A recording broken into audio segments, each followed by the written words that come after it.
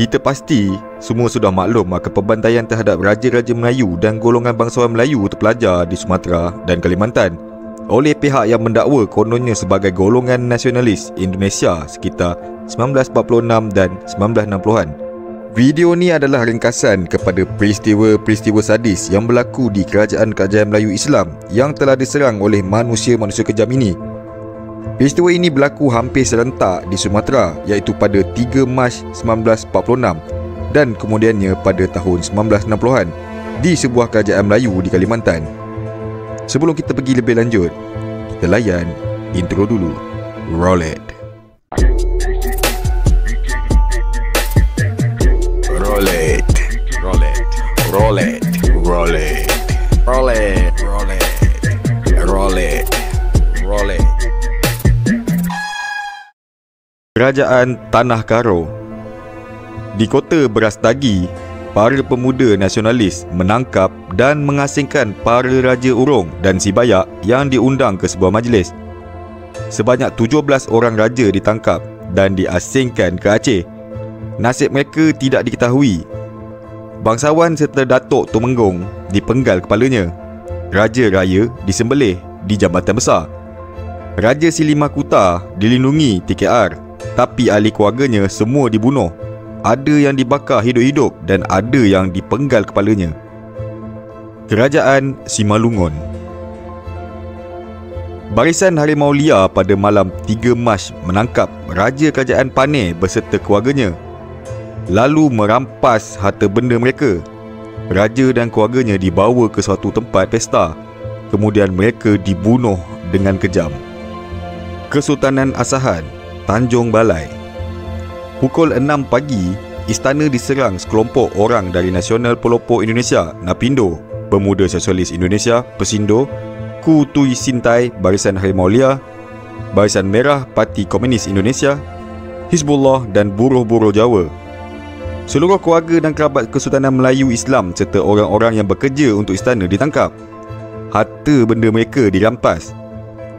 Sultan Asahan sempat melarikan diri dari belakang istana. Kesultanan Kuala. Ketika penghuni istana sedang tidur, istana diserbu segerombolan orang bersenjata tajam. Malam itu, istana diselongkar habis. Tengku Al-Haji Muhammad Shah, Sultan Kuala, dibawa ke kuburan Cina tak jauh dari istana. Tengku besar juga dijemput dari rumah isterinya dan dibawa ke tempat yang sama. Mereka diseksa dengan kejam, lalu ditinggalkan. Tengku Hasnan, Tengku Long serta seluruh keluarganya dipenggal kepalanya. Seramai 73 orang bangsawan dan kerabat diraja Melayu yang terkorban pada malam itu. Kesultanan Melayu Delhi. Ahli Persatuan Perjuangan yang ditubuhkan oleh Tan Malaka dan Persatuan Ulama seluruh Aceh menyerang Istana Delhi. Istana ditembak tetapi Sultan selamat dengan bantuan askar Inggeris dan tentera kerajaan. Namun, bangsawan, datuk, orang yang berpangkat nama Wan dan warga Melayu Delhi di luar istana banyak dibunuh. Kesultanan Melayu Langkat. PESINDO menangkap 21 orang kerabat istana. Istana Sultan Langkat di Tanjung Pura dan di Kota Binjai dirompak. Bangsawan-bangsawan Langkat ditangkap dan sebahagian besar dibunuh dengan kejam, termasuk pujangga besar Tengku Amir Hamzah. Puteri-puteri Sultan Langkat diperkosa di hadapan mata ayahanda mereka sendiri. Sultan Langkat dan putera mahkota yang masih belia hilang hingga kini. Tengku Kamil, ahli keluarga Kesultanan Langkat, wafat setelah ditebas dengan parang. Semua tengku, datuk, wan dan ahli istana mati dibunuh.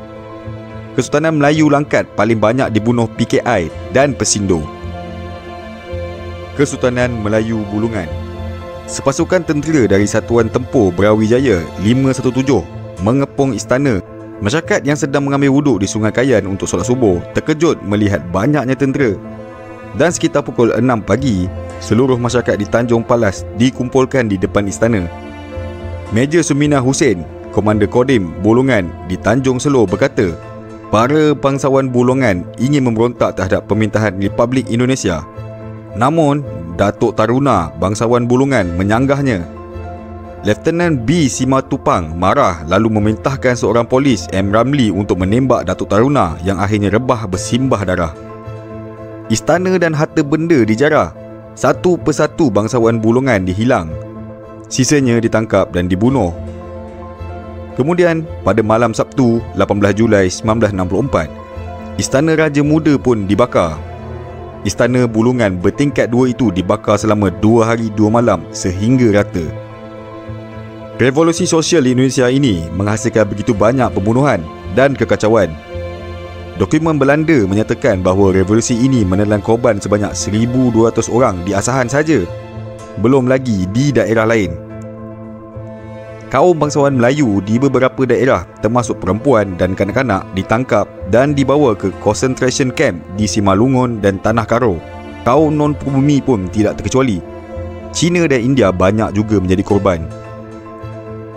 Kaum bangsawan dicaci maki sebagai orang bodoh dan pemalas serta berada dalam kemiskinan dan tidak mendapat bantuan negara dan negerinya sendiri. 2 generasi orang Melayu hampir kehilangan identiti mereka. Mereka takut mengaku Melayu, takut memakai baju tuluk belanga dan sengaja menambah gelar keturunan Batak di depan namanya supaya boleh masuk sekolah atau diterima di pejabat kerajaan. Mereka menghilangkan gelaran Tengku, Wan dan Datuk kerana takut dicaci sebagai feudal.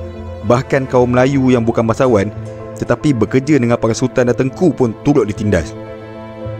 Banyak dari mereka berhijrah ke Semenanjung, terutama di Kedah dan Perak, kerana masih erat hubungan kekerabatan. Sebahagian lagi pergi ke Belanda.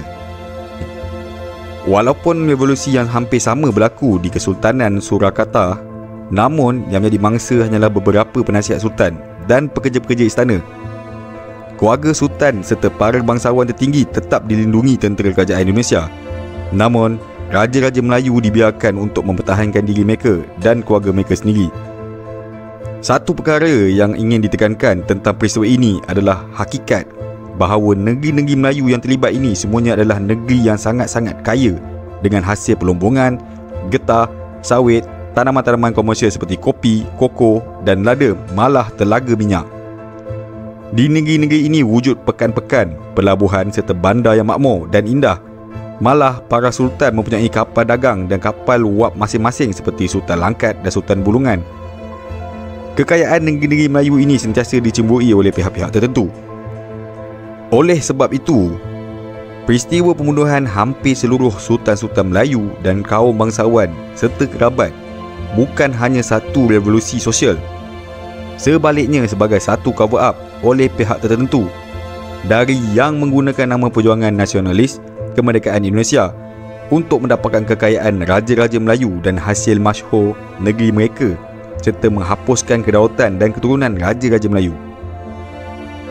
Begitulah sedikit sebanyak peristiwa operasi terancang untuk menghapuskan kerajaan-kerajaan etnik Melayu dan yang dekat dengannya atas sebab-sebab yang masih kurang jelas hingga sekarang.